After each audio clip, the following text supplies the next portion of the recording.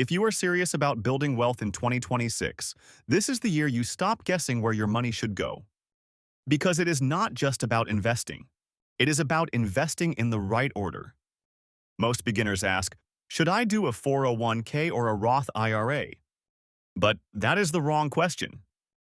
The real question is, in what sequence should I max these accounts to keep more of my money and grow it faster? Stay with me, because by the end of this video, you will know exactly where each dollar should go in 2026.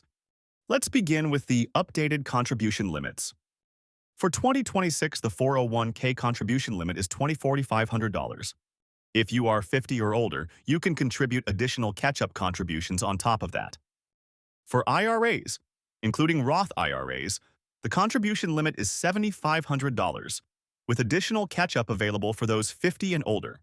For health savings accounts, the 2026 limit is $4,400 for individuals and $8,150 for families, with a catch-up amount if you are 55 or older. Now here's where most people get confused. Just because you can contribute to all three does not mean you should fund them randomly. Order matters. Tax treatment matters. Employer matching matters. So let's walk through the optimal maxing order for most beginners in 2026. Step 1. Always capture your full 401k employer match. This is non-negotiable.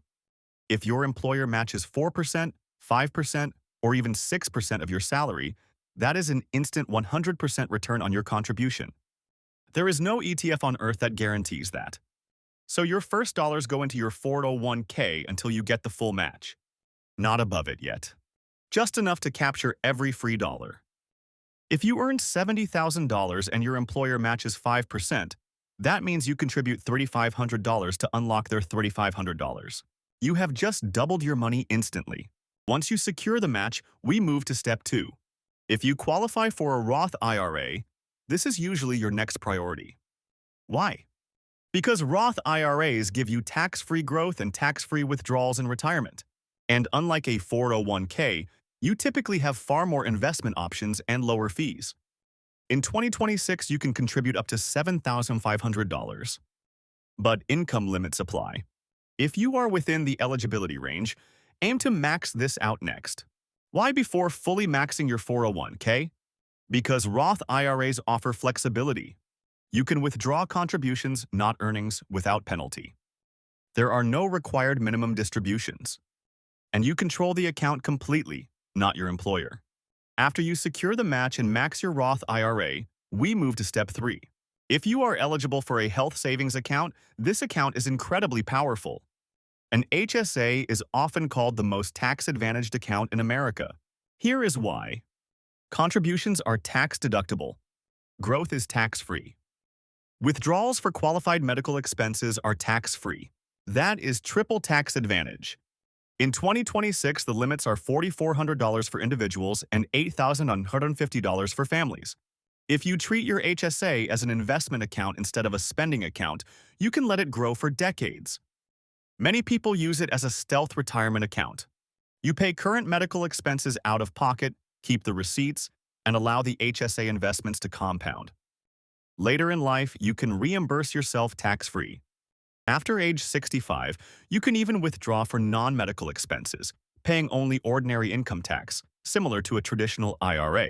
So for many beginners with access to an HSA, the order becomes very clear. 401k to the match, then Roth IRA to the max, then HSA to the max. Now we move to step 4. Return to your 401k and increase contributions toward the full $2,4,500 limit. At this stage, you have already captured free employer money. You have maxed your Roth IRA. You have funded your HSA. Now you focus on maximizing tax-deferred or Roth space inside your 401k. Whether you choose traditional or Roth 401k contributions depends on your tax bracket and long-term expectations. If you are in a high tax bracket today and expect lower taxes in retirement, traditional contributions may make sense. If you are early in your career and in a lower tax bracket, Roth contributions can be powerful. Tax diversification is often wise. Having both pre-tax and Roth buckets gives you flexibility in retirement. Now, what if you still have money left after maxing all of that? That is when you move into a taxable brokerage account. At that point, you have exhausted your tax advantage space. Now you invest in broad index funds in a taxable account, focusing on tax efficiency. But for most beginners, fully maxing 401k, Roth IRA, and HSA already represents a significant level of savings.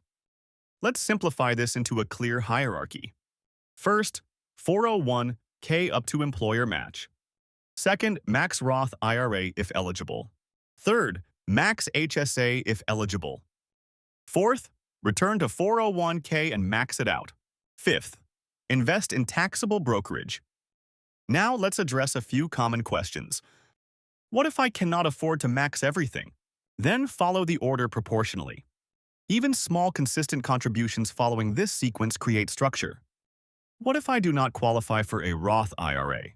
You may consider a backdoor Roth strategy if appropriate, or simply prioritize your 401k and HSA.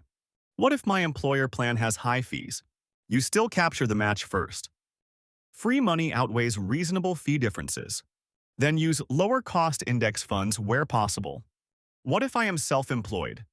You may use a solo 401k and still follow a similar logic, prioritizing tax-advantaged contributions before taxable investing. The key principle is this: tax-advantaged space is limited every year. You cannot carry unused contribution room forward in most cases. If you do not use it, you lose it.